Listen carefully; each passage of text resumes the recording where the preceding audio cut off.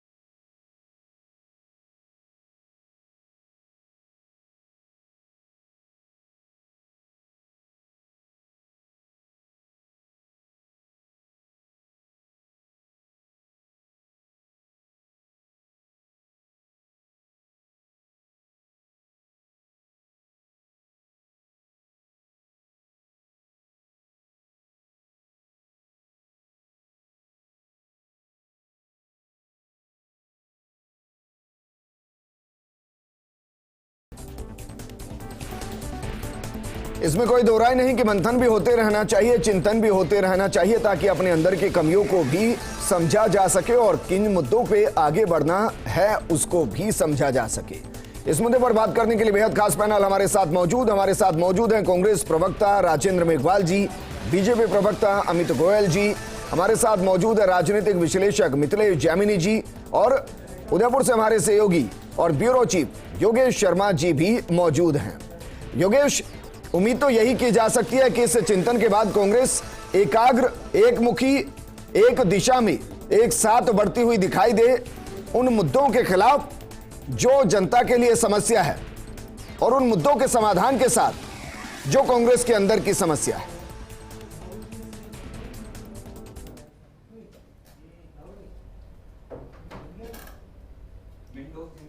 वीरेंद्र, खास बात यह है पूरे चिंतन शिविर को लेकर एक जो संदेश देने की बात है कि राजस्थान की इस पावन धरा, त्याग, शौर्य, बलिदान की धरती उदयपुर से ही क्यों ये संदेश दिया जाए।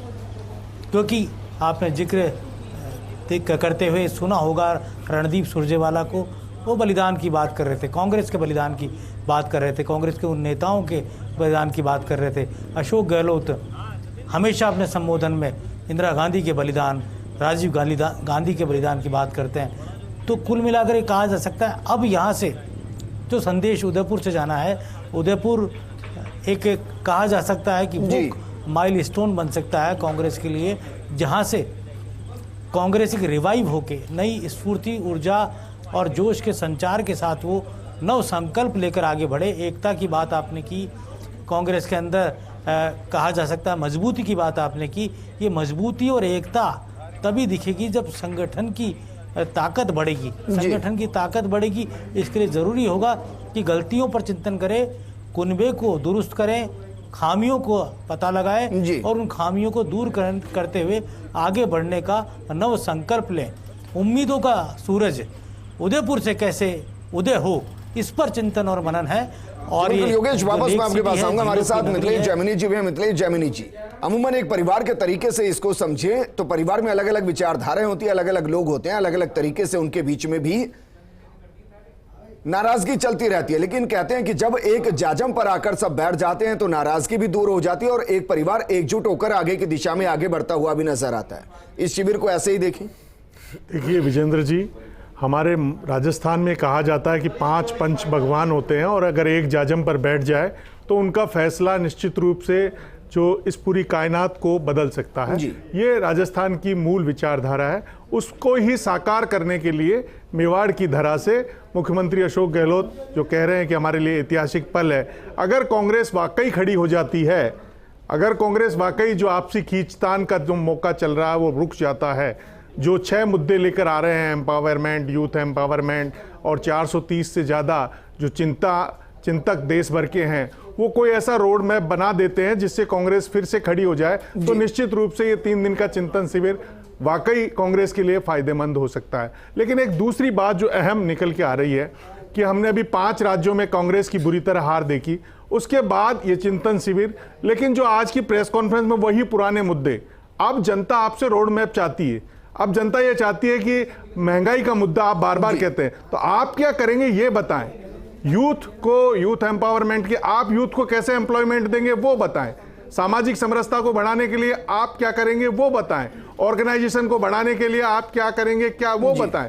आज भाजपा कहती है हम दुनिया की सबसे बड़ी पार्टी है और उनके सबसे ज्यादा कार्यकर्ता हैं। लेकिन अखिलेश जामिनी जी, ये तो प्री चिंतन बैठक थी या प्री चिंतन प्रेस कॉन्फ्रेंस कहते हैं कि जिसके अंदर वो एक रोड मैप दिखा रहे थे। लेकिन जो आपके सवाल हैं उनके जवाब तो इस चिंतन शिविर के बाद आएंगे। देखिए सर, इस चिंतन शिविर के बाद आएंगे, लेकिन उनकी कुछ हल्की झलक तो होनी चाहिए। वही पुराने मुद्दे वो क्यों ला रहे हैं? आप तो ये कहें कि इस चिंतन शिविर के बाद में हिंदुस्तान के नौजवान, हर नौजवान को रोजगार मिलेगा, हर खेत को पानी मिलेगा, हर पेट को रोटी मिलेगी, हर तन को कपड़ा मिलेगा। ऐसा कोई एजेंडा दे जो लोक लुभावन हो, जो धर्म की चाशनी बीजेपी चटा रही है। सिकंदर ने कहा था कि जब आप विकास, महंगाई सब में फेल हो जाओ तो धर्म की चाशनी चटा दो, और धर्म की अफीम को रोकने के लिए आपको बहुत बड़ा प्लान देना पड़ेगा, नहीं तो 2 राज्यों में सिमट कर रह गई है। आप में से ही ममता बनर्जी निकली है, आप में से ही जगन रेड्डी निकले हैं, आप में से ही YSR निकले हैं, आप में से ही शरद पवार निकले,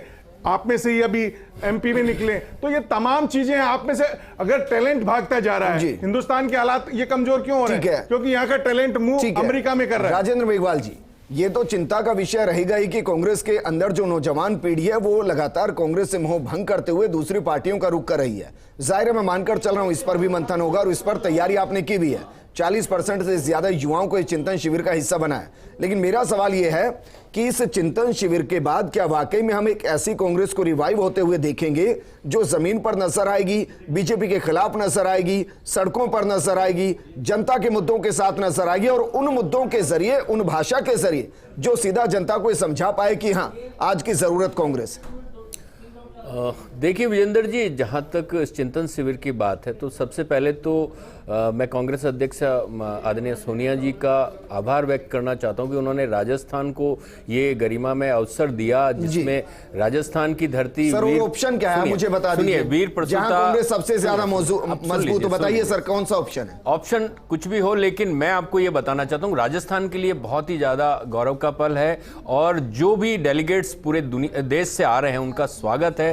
और हमारी राजस्थान की जो धरती अपनायत की धरती है, त्याग और बलिदान की धरती है, तपस्या की धरती है, महाराणा प्रताप की धरती है, पन्ना धाय की धरती है, उस धरती पर उन तमाम डेलीगेट्स का स्वागत है। और इस देश के लिए ये दिशा और दशा बताने वाला चिंतन शिविर होगा नव संकल्प के साथ में, क्योंकि मैं आपको बताना चाहता हूं कि इस वक्त देश के सामने जो आसन चुनौतियां हैं, जिसमें सुनिए कांग्रेस के सामने देखिए देश दिशा पर मंथन होगा इस चिंतन शिविर में। मैं आपको बता दूं कि देश की स्थिति के ऊपर अगर हम बात करें तो 6 जो हमने जो एजेंडा तय किए, जिसमें मतलब सामाजिक मतलब न्याय का एजेंडा है, चाहे आर्थिक एजेंडा है, चाहे आपका मतलब आर्थिक एजेंडा है, उसके साथ में यूथ एम्पावरमेंट का एजेंडा है, चाहे किसानों की कृषि का एजेंडा है, प्लस ये सारे के सारे एजेंडा। इसके अंदर मैं आपको बता दूं आर्थिक एजेंडे के आर्थिक मोर्चे पे सरकार किस तरीके से इस 8 सालों में विफल है, चाहे रोजगार की बात हो, चाहे महंगाई की बात हो, चाहे राष्ट्रीय संपदाओं की बिक्री की बात हो, चाहे मतलब जबरदस्त तरीके से जिस तरीके से देश के अंदर नशीले पदार्थों की तस्करी इन 8 सालों में बढ़ी है। मतलब 8 सालों में 70% नशे की 10 करोड़ से ज्यादा लोग युवाओं को जिस तरीके से भ्रमित किया जाता है। क्या कंफ्यूज है कि किस मुद्दे पर हमें बात करनी है और किस तरीके से चिंतन करना है? नहीं, क्योंकि अगर ये सारे भाई युवा है ना सर, सुनिए, युवा के लिए सबसे बड़ा मुद्दा नशीले पदार्थों की तस्करी। अगर ये सारे मुद्दे हैं तो 5 राज्यों में इन मुद्दों के जरिए जो जनता के बीच में वही उसका परिणाम सबके सामने है। उसी विषय पे मैं आ रहा हूं कि ये जो मुद्दे हैं, इन मुद्दों के ऊपर कहीं ना कहीं धर्म के मुद्दे को, या जो बंटवारे के मुद्दे हैं, या जो आपस में नफरत की जो विभाजन की लकीरें हैं, ये देश गांधी का देश है, ये देश गौतम बुद्ध का है, ये देश महावीर स्वामी का है, ये देश कबीर का है, ये देश नानक का है। लेकिन यहां पर नफरत की और विभाजन की बातें होती है तो यहां पर वो चीजें नहीं चलने वाली, क्योंकि फॉर द टाइम बिंग अगर ये चीजें हो गई है और युवा भ्रमित हो गया। आज देश के अंदर सबसे ज्यादा एक संकल्प बताइए जो लेने वाले हैं सर।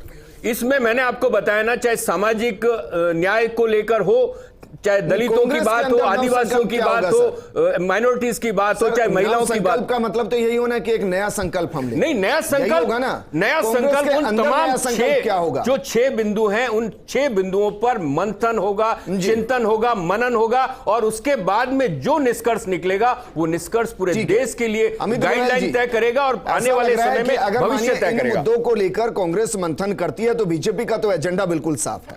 उसे एक ही बात पर मंथन करना है कि पहले राम मंदिर और बाबरी के जरिए, अब ताजमहल तेजो महल्ले के जरिए, मेहरौली में कुतुब मीनार और विष्णु स्तंभ के जरिए, ज्ञान व्यापी पीठ है या मस्जिद है इसके जरिए, और अब जेपी नड्डा जी ने जो नया शगुफा छोड़ा है कि राष्ट्रवादी तो हम ही हैं, अब इसके जरिए। बाकी मुद्दों पर तो मंथन होता ही नहीं बीजेपी में। देखिए, आज कांग्रेस के नव संकल्प शिविर का जो उद्घाटन था उसमें माननीय सुरजेवाला जी की प्रेस कॉन्फ्रेंस को मैंने सुना, तो अब तक जो मैं सोचता था कि कांग्रेस पार्टी की दुर्दशा के लिए पूरे भारत में राहुल गांधी जिम्मेवार हैं, तो सुरजेवाला जी की प्रेस कॉन्फ्रेंस सुनने के बाद मुझे लगा कि नहीं, ये व्यक्ति बराबर जिम्मेवार है। जिस व्यक्ति ऐसे सलाहकार हो तो उस पार्टी की दुर्दशा होना निश्चित है और उस नेता का पतन होना भी निश्चित है। आप ही देखिए, क्रेडिट दे रहे हैं कि बीजेपी के उत्थान में रणदीप सुरजेवाला की, मैं कह रहा हूं ऐसी स्पाइस देश की सबसे पुरानी पार्टी का इस तरह पतन हो रहा है तो उसमें चिंतन इस बात पे करना ही चाहिए। लेकिन उस जिस तरह के नेता चिंतन कर रहे हैं, जो प्रेस कॉन्फ्रेंस कर रहे हैं, प्रेस कॉन्फ्रेंस जिस तरह की बातें कर रहे हैं, उससे लग रहा है कि इनका चिंतन 10 जनपद पे जाके खत्म हो जाएगा। सारे नेता 10 जनपद की शरण में चले जाएंगे और कहेंगे कि तुम ही हो माता पिता, तुम ही हो जी। दूसरी बात इन्होंने आज ये कही, सुरजेवाला जी ने जो कहा, सुरजेवाला जी ने कहा कि जानकारी का, नड्डा जी पे एक तंज कसा कि जानकारी का कम होना खतरनाक है, जानकारी का नहीं होना और ज़्यादा खतरनाक है, और जानकारी गलत होना और ज़्यादा खराब स्थिति है। तो मैं आपको ये बताना चाहता हूँ कि कांग्रेस पार्टी के राष्ट्रीय अध्यक्ष राहुल गांधी जी जो रहे हैं, राहुल गांधी उपाध्यक्ष रहे हैं, कांग्रेस के सर्वे सर्वा रहे हैं, उन्होंने बाकायदा ये कहा था कि हिंदू मंदिर में लड़कियां छेड़ने जाते हैं। तो मैं समझता हूँ ये उनकी जानकारी का अभाव था। फिर उन्होंने कहा, मैं सारी बात का जवाब दूंगा, मैं बेरोजगारी का भी दूंगा, आप धर्म पर, मैं कह रहा हूँ मैं सारी बात का जवाब दूंगा। लेकिन उन्होंने आज धर्म का टॉपिक लिया है, मेरी बात सुनिए, उन्होंने बीजेपी पर आरोप लगाए इस तरह के, तो जवाब देना जरूरी है जी। राहुल गांधी, आप अपनी प्रेस कॉन्फ्रेंस कर लीजिएगा, उसमें जवाब दे दीजिएगा। दे देता हूँ मैं आपको। अमित गोयल जी, राहुल गांधी, मेरे सवाल के जवाब दीजिए सर। रणदीप सुरजेवाला के सवाल के जवाब के लिए मैंने आपको नहीं बैठाया। मुझे बताइए, क्या बीजेपी आम आदमी के मुद्दों को लेकर चिंतन मंथन कर भी रही है या नहीं कर रही, या धर्म की चाशनी में सबको निचोड़ दिया जाएगा? मैंने आपको कहा कि आप मुझे बिना रुके 2 मिनट बोलने का मौका देंगे, सारे विषय आ जाएंगे। मैं इतना सा कह रहा हूं कि जो उन्होंने तंज कसा कि जानकारी के अभाव वाले पे, तो मैं बोल रहा हूं कि कम जानकारी का जो विषय था सर, मैं ये कह रहा हूं उसके लिए आप प्रेस कॉन्फ्रेंस कीजिए, अलग से हम कवर कर लेंगे। मेरी बात तो पूरी करने दीजिए सर। मेरे प्रोग्राम का आपसे सवाल ये है कि क्या अर्थव्यवस्था, बेरोजगारी, महंगाई, चलिए मैं इसका जवाब देता हूं। बीजेपी चिंतन मंथन करेगी या नहीं करेगी? इसका जवाब देता हूं जी। सुरजेवाला जी ने कहा आज प्रेस कॉन्फ्रेंस के अंदर, देश में बहुत महंगाई है, 105 रुपए लीटर पेट्रोल हो गया है। तो सुरजेवाला जी को बताता हूं कि जिस धरती पर वो आज बैठ के भाषण दे रहे थे, वहां तो गंगानगर में 121 रुपए लीटर पेट्रोल है। हरियाणा के आंकड़े क्यों बता रहे थे, अब यहाँ पे वहां 105 है, यहाँ तो 121 रुपए है जी। तो क्या राजस्थान सरकार के ऊपर भारत सरकार के अलग से टैक्स ले रही है? तो आप 121 रुपए बताना चाहिए था आपको। फिर आपने कहा कि डॉलर की बात की कि देखिए डॉलर सर्वकालिक गिरावट पे 70 रुपए डॉलर हो गया। तो आप मुझे बताइए, जब 2009 के अंदर माननीय मनमोहन सिंह जी देश के प्रधानमंत्री थे, उस समय पर डॉलर की क्या रेट थी? 1966 में देश के अंदर $4.5 रुपए $1 की रेट थी। और जब 2014 के अंदर मनमोहन सिंह जी ने देश छोड़ा, मतलब देश के अंदर सरकार छोड़ी, यूपीए की कांग्रेस की सरकार छोड़ी जी, उस समय पर 63 रुपया रेट थी डॉलर की। तो आप वो विषय नहीं बताएंगे। आपने पेट्रोल डीजल की बात करी, 2009 के अंदर 45 रुपये लीटर पेट्रोल था, और जब मनमोहन सिंह ने 2014 के अंदर सरकार छोड़ी तो 73 रुपये लीटर पेट्रोल था, उसकी बात आपने नहीं करी जी। आपने ये नहीं बताया देश को कि देश के अंदर प्रति व्यक्ति आय में कितनी बढ़ोतरी हुई है 2013-14 के अंदर। आप बताइए 1,13,000। तो ये जानता हूं कि बीपीएल के आंकड़े बताते हैं कि देश के वैश्विक स्तर पर गरीबी रेखा से नीचे की जिंदगी में आपको जवाब, भारत 126वें पायदान पर आ गया। आपको जवाब दूं, हो सकता है 4-5 लोगों की आय बढ़ गई हो। आप मेरी बात सुनिए, आम आदमी की तो नहीं बढ़ी सर, आम आदमी की बढ़ती तो 80 करोड़ लोगों को मुफ्त में खाद्यान्न देने की जरूरत नहीं पड़ती सर। किसी देश की सरकार अगर इतनी संवेदनशील है कि कोरोना के बाद में जो वैश्विक महामारी थी, हमारे अड़ोस पड़ोस के देशों की हालत देखिए आप, अड़ोस पड़ोस के देशों की आर्थिक स्थिति तबाह हो गई है, उनकी इकोनॉमी तबाह हो गई है। उसके बावजूद हमारे देश की सरकार और हमारा वित्तीय प्रबंधन इतना मजबूत है कि 80 करोड़ लोगों को हम पिछले 2 साल से लगातार मुफ्त राशन दे रहे हैं, किसानों को हम किसान सम्मान निधि योजना का पैसा दे रहे हैं। को लेकर योगेश सर वापस आऊंगा मैं आपके पास, ठीक है वापस आऊंगा, 50,000 करोड़ रुपए जल जीवन मिशन हमने दिया है, वापस आऊंगा योगेश सर, वापस आऊंगा। लेकिन ठीक है योगेश, कांग्रेस जिन मुद्दों को लेकर मंथन कर रही है, बीजेपी उन मुद्दों से इतर सियासत कर रही है, क्योंकि बीजेपी वर्तमान स्थिति में राष्ट्रवाद की बात करती है, कहती है कि हम ही राष्ट्रवादी हैं, धर्म की बात कर रही है, और कांग्रेस उन मुद्दों की बात कर रही है जिनमें आजादी के बाद से आज तक चुनाव लड़े जा रहे हैं। क्या कांग्रेस को इस चिंतन शिविर में खुद के आइडियोलॉजी में उस रिफॉर्म की जरूरत है जो बीजेपी से उस लेवल पर आकर टक्कर दे सके कि जो जनता के बीच में संदेश हो कि हां आपके पास 2 पार्टियों के विकल्प जो आपके लिए सोचते हैं उसमें से अच्छी चुन लीजिए, उसमें प्लस ये है?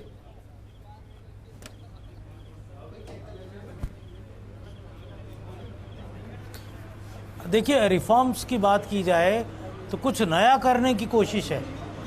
आपने देखा होगा कि पहली मर्तबा किसी चिंतन शिविर में भाग लेने के लिए, कांग्रेस के किसी बड़े कार्यक्रम में भाग लेने के लिए राहुल गांधी इतना लंबा सफ़र तय करके दिल्ली से उदयपुर ट्रेन से पहुंच रहे हैं। अपने तमाम जो यूथ के डेलीगेट्स हैं जो कांग्रेस के, और रिफॉर्म्स की बात करें तो यहाँ पर युवा और महिलाओं उनका ज़्यादा प्रभुत्व चिंतन शिविर में देखने को मिलेगा। 40 साल की उम्र के जो युवा हैं वो अंदर अपनी बात कहेंगे, उनका प्रभुत्व देखने को मिलेगा। दूसरी सबसे बड़ी बात जो चिंतन शिविर में रहने वाली है कि 2024 का जो लोकसभा का चुनाव का रोड मैप है उसकी तैयारी यहाँ पर सबसे अहम है। लेकिन जो आपने बात की कि बीजेपी इतर राजनीति कर रही है, इतर का तो सबसे बड़ा हमने उदाहरण देखा उत्तर प्रदेश में जब योगी आदित्यनाथ ने 80 बनाम 20 की बात की थी जी, और वो सरकार वहाँ बना गई। तो निश्चित तौर पर कांग्रेस को मंथन इस बात पर भी करना होगा कि क्या 80 बनाम 20, क्या हिंदुत्व बनाम जो एक बात कही थी राहुल गांधी ने हिंदुत्ववाद की, उसमें जो उन्होंने जयपुर में ही उसको व्याख्या की थी, उनका अंतर समझाया था कि कौन सांप्रदायिक है और कौन राष्ट्रभक्त है। तो ये भी अब तय करना होगा इस चिंतन शिविर में कि बीजेपी के जो इस तरह के पॉपुलर जो उनके पास हथियार हैं उसका कैसे मुकाबला कांग्रेस कर पाएगी। हिंदुत्व मॉडल बीजेपी का जो लगातार उनके सक्सेस की गारंटी बनता जा रहा है, कांग्रेस कैसे उसका मुकाबला कर पाएगी। जो मोदी का फेस इस वक्त देश के अंदर सबसे बड़ा राजनीतिक फेस है, कांग्रेस कैसे मुकाबला कर पाएगी, कांग्रेस कैसे मुकाबला कर पाएगी। भारतीय जनता पार्टी बेहद डिसिप्लिन पार्टी के तौर पर अमित शाह, जेपी नड्डा जैसे नेताओं की अगुवाई में आगे बढ़ रही है। तो कांग्रेस के अंदर जो रिफॉर्म्स की बात है, राहुल गांधी क्या राष्ट्रीय अध्यक्ष की गद्दी पर बैठेंगे, क्या वो कांग्रेस के अंदर पद संभालेंगे, ये इंपॉर्टेंट है, या फिर कोई गैर गांधी अशोक गहलोत जैसे शख्सियत कांग्रेस के अंदर राष्ट्रीय अध्यक्ष पद पर आएगा, वो पद संभालेंगे। मेरे पास वक्त की कमी है, हाँ या ना में सिर्फ जानना चाहूंगा, अंदर खाने आप नेताओं से मिल रहे होंगे, क्या अध्यक्ष को लेकर कोई फैसला हो सकता है, हाँ या ना?